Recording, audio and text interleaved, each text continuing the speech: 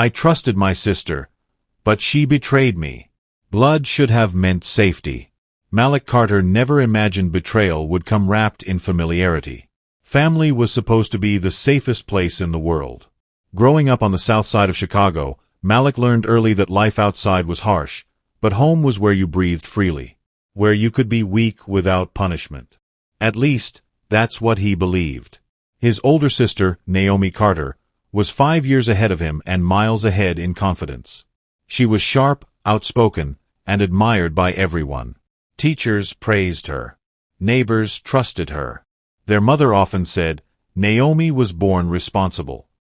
Malik grew up in her shadow, but he didn't resent it. He admired her. When their father passed away suddenly, Malik was only 19. Naomi stepped in like a second parent. She helped him with school decisions, guided his first business steps, and always said, I got you. You're never alone.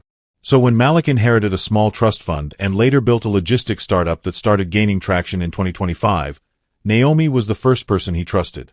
Too much. You don't need outsiders handling your finances, Naomi said one night, sitting across from him at the kitchen table. Family should protect family.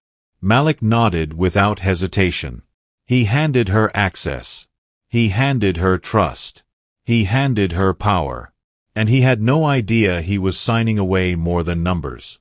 The changes didn't come loudly. They never do. At first, it was small things. Emails Naomi insisted on handling for him, calls she said she already returned, contracts she told him not to worry about. You're too soft, Malik, she laughed once. Business is war. But Malik wasn't soft. He was careful, thoughtful. He believed success didn't have to cost your soul. Still, he trusted her instincts. By early 2026, his company's revenue doubled. New partnerships rolled in. Investors showed interest. Malik felt proud, not just of himself, but of how far they'd come together. Until the denials started. A vendor pulled out without explanation. A payment didn't arrive.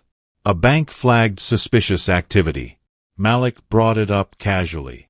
Naomi didn't look surprised. Oh, that. Just restructuring, she said calmly. I'm protecting you. Protecting him felt different now. Her tone sharpened. Her patience shortened. Her control tightened. One evening Malik checked his business email and found his password changed. When he asked her about it, Naomi didn't apologize. I needed full access, she said. You hesitate too much. That night, Malik felt something unfamiliar settle in his chest. Not anger. Fear. The truth arrived on a rainy Thursday afternoon. Malik sat in his parked car outside a downtown office building, staring at a document his lawyer slid across the table minutes earlier. Power of attorney. Signed. Not temporary. Not limited. Total. His hands shook. This gives her legal control over your assets, the lawyer said carefully. When did you authorize this? Malik swallowed hard. I didn't. The signature looked like his. The date aligned with a time he trusted her completely. Forgery. Calculated. Intentional. Malik drove straight to Naomi's apartment. She opened the door slowly, already knowing why he was there. You went behind my back, he said quietly. Naomi crossed her arms. You weren't ready to lead. I trusted you. She scoffed. That's your problem. The words hit harder than any slap ever could. I built this, Malik said, voice cracking. No, she corrected coldly. You funded it. I controlled it. In that moment, Malik understood something devastating. She didn't betray him suddenly. She betrayed him deliberately. And she never planned to stop. Naomi locks him out completely. Accounts frozen. Reputation attacked. Family forced to choose sides. Naomi moved fast after that night. Too fast. By the time Malik woke up the next morning, his company email was locked, his access to the accounting software denied, and a formal notice sat in his inbox. He was being temporarily removed from operational decisions pending review. Review by who? Naomi. When Malik called their mother, he expected confusion. Maybe concern. Maybe questions. Instead, he got silence. "Mom, did you know?" he asked carefully. There was a pause on the line. Too long. "Your sister said you were overwhelmed," their mother finally replied. "She said she's protecting the family." Malik closed his eyes. "So you didn't ask me?" Another pause. "She's older," their mother said quietly. "She knows better." That sentence broke something permanent. At the next family gathering, cousins avoided eye contact. An uncle pulled him aside and whispered, "You should have listened to your sister." Someone else said, "Business changes people." No one asked if the accusations were true. Naomi sat comfortably at the center of the room, confident, composed, already rewriting the story. And Malik realized something painful. Blood didn't guarantee loyalty. It only made betrayal quieter. Malik disappeared. Not dramatically. Not publicly. He simply stopped explaining himself. He left Chicago for 3 weeks, staying in a modest apartment in Detroit, where nobody knew his name or his history. He slept on a mattress on the floor and replayed everything in his mind.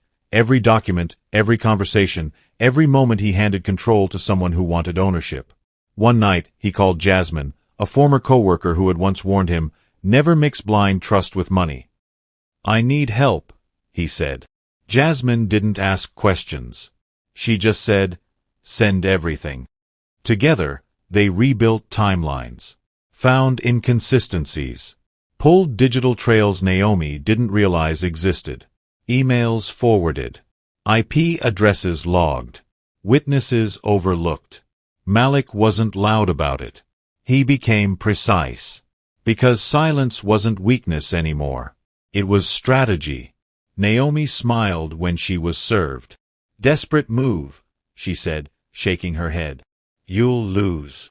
But courtrooms don't care about confidence. They care about facts. The forensic accountant testified first. The power of attorney was signed electronically from a device registered to Ms. Naomi Carter, he said calmly. Naomi's smile twitched. Then came the emails, messages Naomi sent pretending to be Malik. Then the bank officer. Then the former assistant who admitted Naomi instructed her to block Malik's access. The room grew heavy. When Malik took the stand, he didn't cry. He didn't accuse.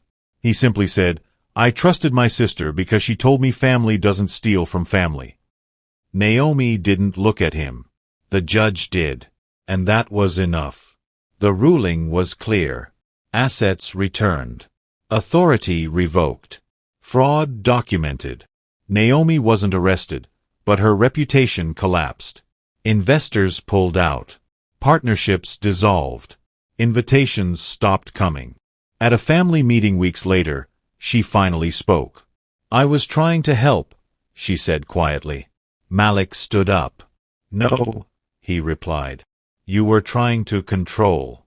And you mistook access for entitlement." Their mother cried. But Malik didn't stay. Some apologies come too late to rebuild trust. By late 2026, Malik reopened his company. Smaller, transparent, honest. He hired differently. Led differently. Trusted carefully. Naomi moved out of state. They didn't reconcile. And that was okay. Because healing doesn't always mean reunion. Sometimes, it means peace without permission. Malik learned the hardest truth of adulthood. Not everyone who shares your blood shares your heart. And survival sometimes begins the moment you stop protecting the person who harmed you. The silence after the court case was louder than the shouting before it. Malik returned to Chicago, but the city felt unfamiliar. Streets he once drove with confidence now felt cautious, watchful. Even the family house, where laughter used to spill from the kitchen, stood stiff and uneasy. Their mother stopped calling. Not out of anger. Out of shame. When Malik finally visited, she didn't hug him. She didn't scold him either. She just sat at the dining table, fingers wrapped around a cold cup of tea. "I failed you," she said quietly. Malik nodded. Yes. That honesty shocked her. I chose peace over truth, she continued. And I lost both. Malik didn't stay long. Healing didn't require punishment, but it did require distance. That night, alone in his apartment, Malik realized something important. Winning didn't feel like joy. It felt like clarity. Naomi's fall became quiet gossip. No headlines. No dramatic arrest. Just slow exclusion. She applied for consulting roles and was turned down. Former friends stopped responding. Her confidence cracked when nobody was watching. For the first time in her life, Naomi felt invisible. She blamed Malik. He ruined me, she told anyone who would listen. But deep down, when she lay awake at night, she knew the truth she avoided. She ruined herself. Control had always been her language. Power had always been her comfort. And when Malik grew beyond her reach, fear dressed itself as betrayal. Malik rebuilt differently this time. He instituted shared oversight. Clear boundaries. No blind authority. He hired people who challenged him instead of praising him. One afternoon, Jasmine sat across from him in the office. "You okay?" she asked. Malik smiled faintly. "I don't confuse loyalty with access anymore." His company didn't explode in growth. It stabilized. And that felt better. The message came unexpectedly. Naomi Carter wants to meet. Public place. 1 hour. No lawyers. Malik hesitated for days before agreeing. They met at a quiet cafe near the river. Naomi looked smaller. Tired. Human. "I lost everything," she said without greeting. Malik stirred his coffee. "No. You lost control." She flinched. "I thought if I managed you, I could protect us," she whispered. Malik looked at her steadily. "Protection doesn't require deception." Silence stretched. "I'm sorry," Naomi said.